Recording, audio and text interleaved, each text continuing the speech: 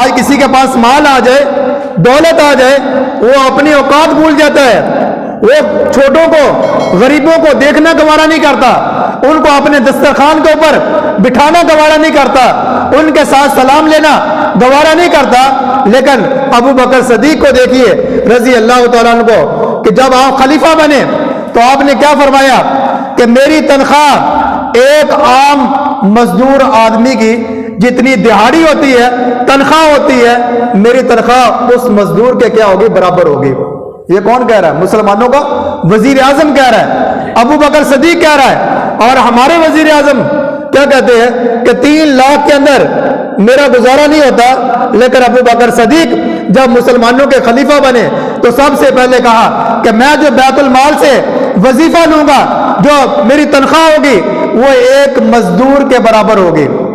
آج ہمارے جو ایم پی ایم این اے، جو ہمارے چیئرمین ہیں، جن کو اپنے ووٹوں سے ہم اقتدار کے اوپر لے کے آتے ہیں، جب وہ نشست کیا کرتے ہیں، کرسی جیت جاتے ہیں، سیٹ جیت جاتے ہیں، تو وہی ہمارے وزیر اعظم، وہی ہمارا گاؤں کا چیئرمین، وہی ہمارے بستی کا M N A M P ہے، اس کو ملنے کے لیے ہمیں ٹائم لینا پڑتا ہے۔ وہ گاڑی کے اندر ہوتے ہیں، 8 ان کے چوکیدار ہوتے ہیں، جب وہ گزر رہے ہوتے ہیں تو ہمارے لیے راستے کو کیا کر دیا جاتا ہے؟ روک دیا جاتا ہے۔ تو ایسے لوگوں کو دین کے اوپر مسلط کرنا، ایسے لوگوں کو اپنے اوپر مسلط کرنا اور کہنا کہ اللہ ہمارے اوپر بہتری والا معاملہ فرمائے گا، پھر اللہ کی طرف سے عذاب آنے کی کیا کریں؟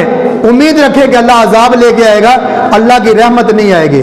تو میرے دوستو، ابو بکر صدیق کی ذات بہت اعلیٰ ہے، لیکن آج کل آپ دیکھتے ہیں سوشل میڈیا کے اوپر کہ لوگ صحابہ کے بارے میں جج بن کے بیٹھے ہوئے ہیں، نہیں جی ابو بکر صدیق نے یہ غلط کیا تھا، فلاں نے یہ غلط کیا تھا۔ حضرت عمر فاروق رضی اللہ عنہ فرماتے ہیں کہ ہم بیٹھے ہوئے تھے، ہمارے دوستوں کے اندر آپس کے اندر تھوڑا سا اختلاف ہوا، ابو بکر صدیق ہم سے ناراض ہو کے چلے گئے، ہم سے کیا ہو گئے؟ ناراض ہو کے چلے گئے۔ عمر فاروق کہتے ہیں رضی اللہ عنہ کہتے ہیں کہ میں جلدی سے اٹھا، گھر جا کے پتہ کیا ابو بکر صدیق کے، پتہ چلا، پوچھا کہ ابو بکر صدیق گھر کے اندر موجود ہیں، جواب ملا گھر کے اندر نہیں ہے۔ میں سیدھا نبی کریم صلی اللہ علیہ وسلم کی بارگاہ کے اندر گیا، جب میں نے دیکھا وہاں ابو بکر صدیق آپ علیہ الصلوۃ والسلام کی خدمت کے اندر بیٹھے ہوئے ہیں، اور آپ علیہ الصلوۃ والسلام کے چہرے کا رنگ کیا ہے؟ تبدیل ہے۔ چہرے کا رنگ کیا ہے؟ تبدیل ہے۔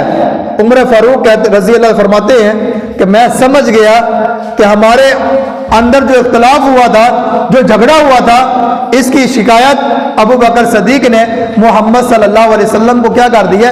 لگا دی ہے۔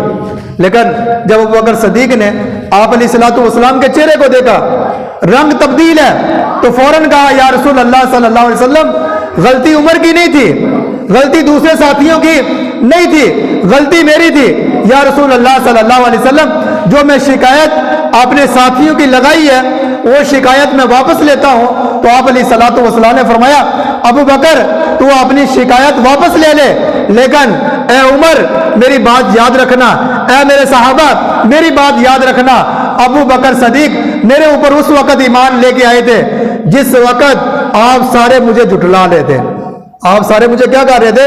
جھٹلا رہے تھے۔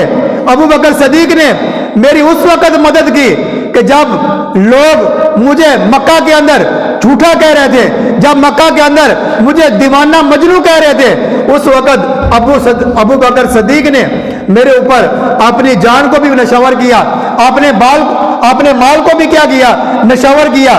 اور میرے صحابہ، جس نے ابو بکر صدیق کو ناراض کیا، گویا اس نے محمد صلی اللہ علیہ وسلم کو بھی کیا گیا؟ ناراض کیا ہے۔ یہ آپ نے جملے فرمائے۔ یہ اس لیے اگر صحابہ کے بارے میں جج بننا ہے تو صحابہ کے بارے میں جج کون بنے گا؟ جو صحابہ کے برابر ہو، جو صحابہ کے کیا ہو؟ برابر ہو۔ اور ایک بات آپ سن کے جائیں، دماغ کے اندر بٹھا لیں، آپ عبادت کر کر کے ولی اللہ تو بن سکتے ہیں، آپ محدث تو بن سکتے ہیں، آپ مفکر قرآن تو بن سکتے ہیں، لیکن آپ صحابی نہیں بن سکتے۔ صحابی کیوں نہیں بن سکتے؟ صحابی بننے کے لیے آپ کے زمانے کے اندر پیدا ہونا ضروری ہے، اور ایمان کی حالت کے اندر نبی کریم صلی اللہ علیہ وسلم کی محفل کے اندر بیٹھنا ضروری ہے۔ جب نبی کی نہ وہ زمانہ ہم پا سکتے ہیں، نہ ہم نبی کی محفل کے اندر بیٹھ سکتے ہیں۔ جب ہم نبی کی محفل کے اندر بھی نہیں بیٹھ سکتے، ہم نبی کا زمانہ بھی نہیں پا سکتے، تو لہٰذا ہم صحابی نہیں بن سکتے۔ جب ہم صحابی نہیں بن سکتے تو ہم صحابہ کے بارے میں رائے جج نہیں بن سکتے، صحابہ کے بارے میں ہم اپنا نظریہ نہیں پیش کر سکتے، ہم صحابہ کے بارے میں اپنی زبان کے اوپر کوئی لفظ نہیں لا سکتے۔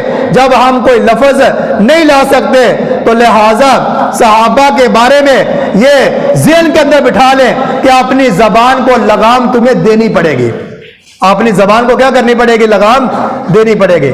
اللہ تعالیٰ جو باتیں کہی ہیں، سنی ہیں، اللہ رب العزت صحابہ کی محبت کو ہمارے دلوں کے اندر اللہ پیدا فرمائے، اور ہم سب کو صحابہ جیسا ایمان لانے کی اللہ توفیق عطا فرمائے۔